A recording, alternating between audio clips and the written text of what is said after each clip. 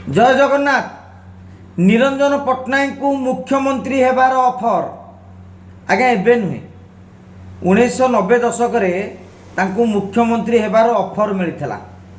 आगु को आसुची निरंजन बाबूंकर बहीटीए।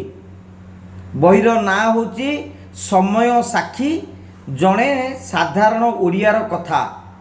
निरंजन पट्टनायकर आत्मजीवनी जीवन स्मृति जेउठी से ओडिशा राजनीति रे अर्ध शताब्दीर गुमर कथा कहिसेंती।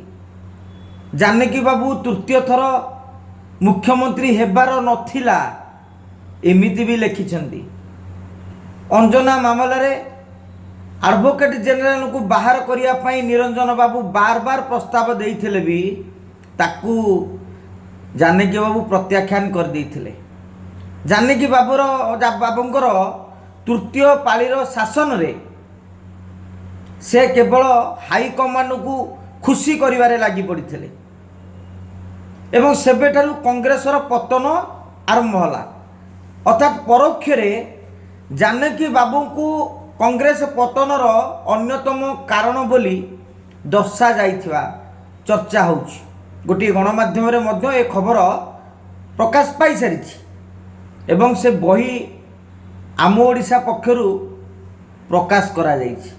माने सौम्य प्रकाश करिसंती निरंजनकर बही एवं सेतिरे जानकी बाबूंकर शासन विषय रे अनेक गुमर कथा उपरे आलोचना करा जाइछि। राज्य राजनीतिर परवर्ती समय रे अनेक कथा से उल्लेख करिथिबा कुआ जाउछि। बहीटी आसीबा परे अनेक कथा जानिबाकू मिलिबो एवं परोक्ष रे हो पछे लुलु महापात्र को ना नेइछंती कि नाही जानि नहु, किंतु सेते बेले युव कांग्रेसर गुंडाराज को लेकिन किभली भाबरे कांग्रेस महल रे आलोड़न सृष्टि हेतिला। कांग्रेस भवन रे गुंडा माने किभली भाबरे फाइटिंग करथिले, कलिकजिया होउथिले, ए सबु विषय अवतारणा करिसंती एवं यह निश्चित भाबरे गोटिए झड़ सृष्टि करिवो।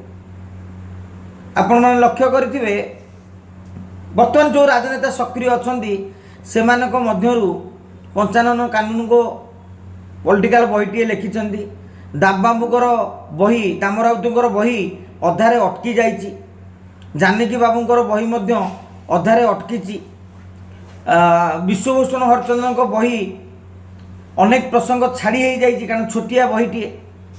तेणु निरंजन पट्टनायकर ए जो आत्मजीवनी रे से कौन दर्शाई कांग्रेसर पतनर कौन कारण बोली भावुंट सबू कथार टेक्निक विश्लेषण करा जाइछि। देखा जाऊ से बहीटी आसिले निश्चित भाव में प्रति अध्याय वारी आमे मध्य आलोचना करिबा। राज्य राजनीतिर अनेक गुमर कथा जानी परिबा। जय जगन्नाथ।